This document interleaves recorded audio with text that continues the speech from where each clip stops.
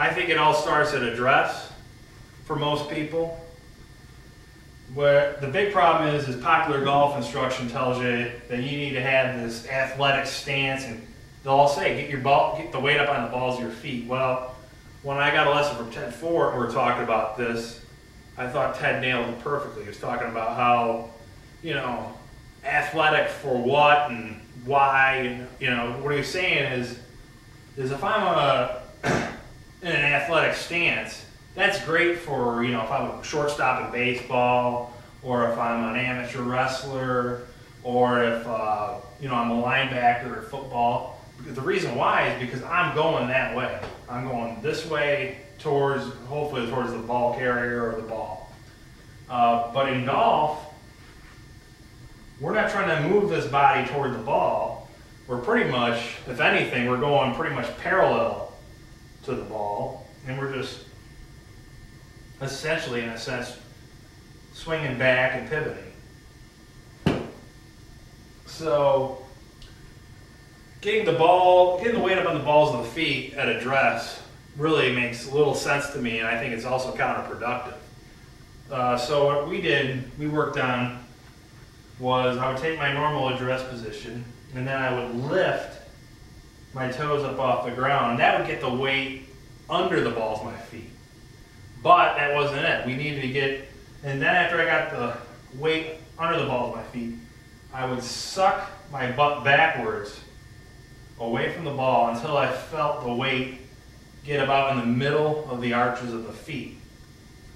And Sean Clement, I thought he always put this really well. He said you should feel like at address, like the arches of your feet are like suction cups to the ground. So I raise the toes, suck the butt back until I feel that suction cup kind of feeling.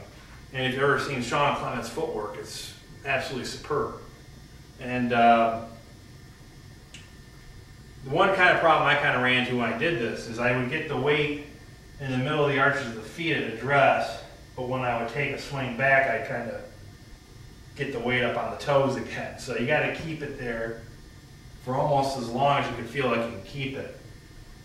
And the big thing is, like I said, it's all right to have this right heel up off the ground, but you don't want to have your weight on your toes. If you see Ben Hogan, he would have his rear heel up off the ground, but the weight was pretty much on the ball of the foot or the side of the ball of the foot, not up on the toes.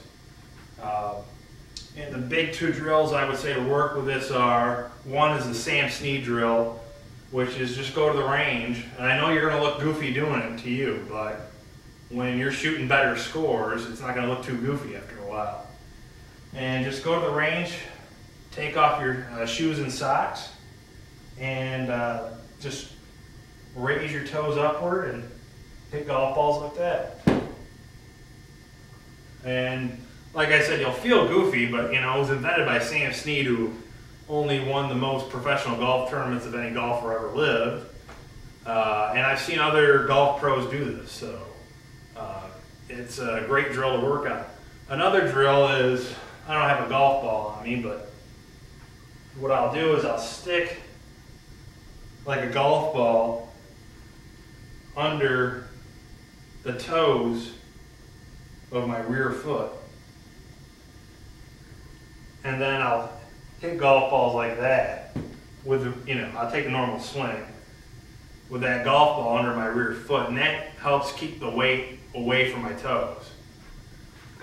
Or you can actually just, have your shoes on and just raise your toes upward. And I'm not a big fan of that because I kind of find it a little bit hard to keep those toes upward for long if you got shoes on. Whereas if you don't have shoes on, you can keep them up there for quite a bit. So that's part 8, and I think if you have any questions, just post them on the blog.